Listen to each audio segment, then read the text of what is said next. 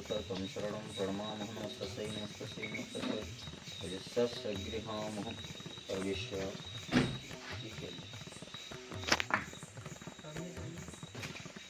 ओम मंगलाकाली भद्रकाली कृपाणी।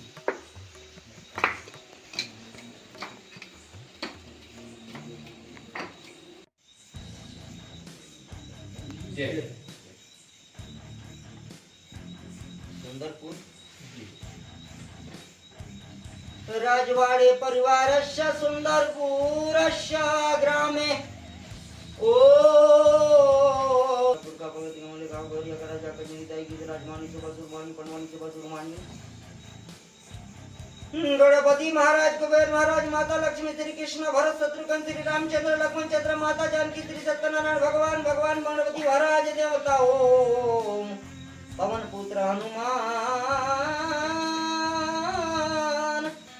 सात नमो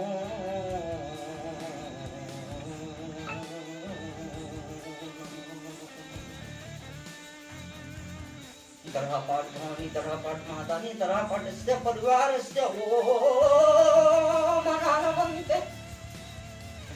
ओम हनुमंते ब्रह्म देवता श्री देवता कोपादमस्य कोपाल मादानो नानी कृष्णं श्रेष्ठागिं जलम तमस्य पूर्ति दिशा ओम बुद्धादमस्य ओम जगदा फाड़ देवता बुद्धिया जगदा फाड़ देवता नक्की शह माता अंबिका देवी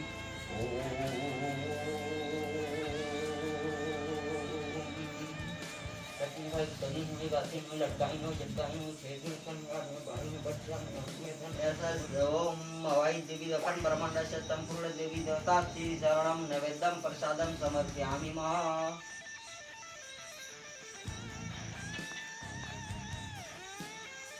श्री चरणम समर्पयामि मा।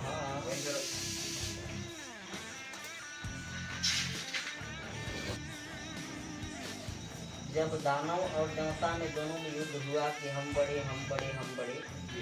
हमको ये चाहिए हमको वो चाहिए, तब मंदराचल पर्वत को लिए और समुद्र को मथने लगे, है ना। जब मथने लगे तो भाई बारी बारी से समुद्र में कई चीज निकला, तो 8वां नंबर में निकला गौ काम भी नहीं गौ, तो वो उसको रत्न से उपाधि किया गया। क्यों? उसके बहुत सारे लक्षण। गाय के शरीर में जो क्षीर पाया जाता है उसको सूर्य केतु नाड़ी कहते हैं। सूर्य केतु नाड़ी क्या होता है? सूर्य के समस्त ऊर्जा, सूर्य जैसे हीलियम 95% हीलियम होता है सूर्य में, और हीलियम दुनिया का सबसे महंगा चीज है। अंग्रेजी में हनी मधुरस कहते हैं। आज भारत के अंदर में 21,000 साल पुराना ईसा मसीह के जन्म से पूर्व से ही एक मधुरस पाया गया है। उसका कार्बन डेटिंग किए तो 21,000 पुराना है, लेकिन आज भी होता जाए। इस धरती के अंदर में सब विनाश हो सकता है, जो जन्म लिया वो विनाश होगा, लेकिन मधुरस कभी विनाश नहीं होता। उसके अंदर में वो पावर होता है, और मधुरस के मधुमक्खी के अंदर में वो एंजाइम पाया जाता है जो पूरा कुल मिला करके 1,00,000 गुना ज्यादा नाइट्रीकरण का व्यवस्था करता है मधुरस, इसलिए उसमें मधुरस मिलाया जाता है। अब आ जाता है इसके बाद में उसमें क्या दही मिलाया जाता है। दही जगत जननी है, वो क्या करती है समस्त कीटाणुओं को, जैसे कि हमारे जब बच्चा जन्म लेता है तो बच्चे के शरीर में कीड़ा डाला जाता है का, जो आपका इंजेक्शन लगता है टीका, वो टीका क्या होता है?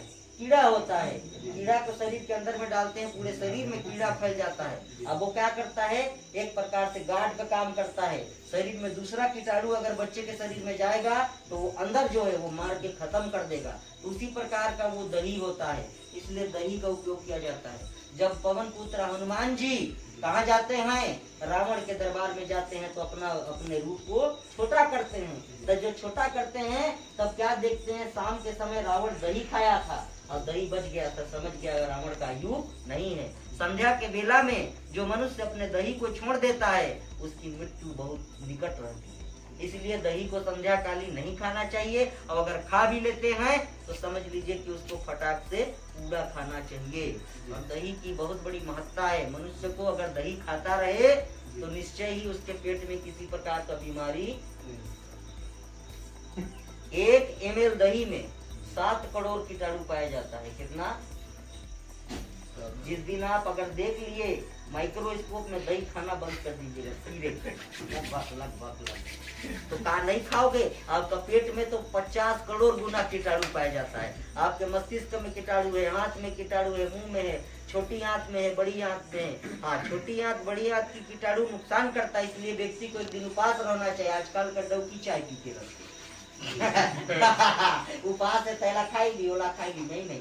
जब उपास रहो तो आप बिल्कुल भी किसी चीज को मत खाइए, ताकि आपके अंदर का कीटाणु नुकसान हो जाए। बोलिए जगत जननी माता की। इसीलिए पंचामृत बनाना आवश्यक रहता है। हम किसी के घर में पूजा कराने जाते हैं तो पूजा करा के जाते हैं, मजा लेके नहीं जाते हैं, बहुत बड़ा काम करके जाते हैं। उसके घर का हमारे एक्टिविटी से, हमारा कार्य प्रणाली से, हमारे विधि विधान से पूरे घर सैनिटाइजर हो जाता है, पूरी क्लीन हो जाता है, वायरस खराब हो जाते हैं, पूरा वायरस खत्म हो जाता है। पूरा घर, हम क्या करने आए हैं यहाँ पर? आपके घर को क्लीन करने आए, साफ करने आए हैं, सुथरा करने आए हैं। ऐसा व्यवहार बना करके जाएंगे।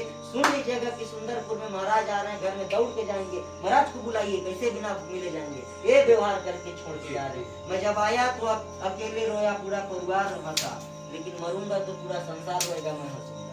ऐसे विचार लेकर के जन्म लिया हूँ और घर से निकला हूँ। बोलिए जगत जननी माता की। ओम अवाहि देवी देवताय नमः स्वाहा। ओम अवाहि देवी देवताय नमः स्वाहा। ओम अवाहि देवी देवताय नमः स्वाहा।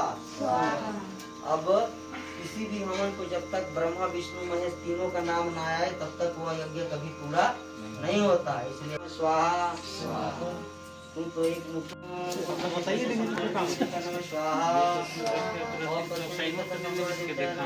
नमः स्वाहा। ओम अवाहि संपूर्ण देवी देवता नमः स्वाहा। ओम पश्चिम दिशा से संपूर्ण देवी देवता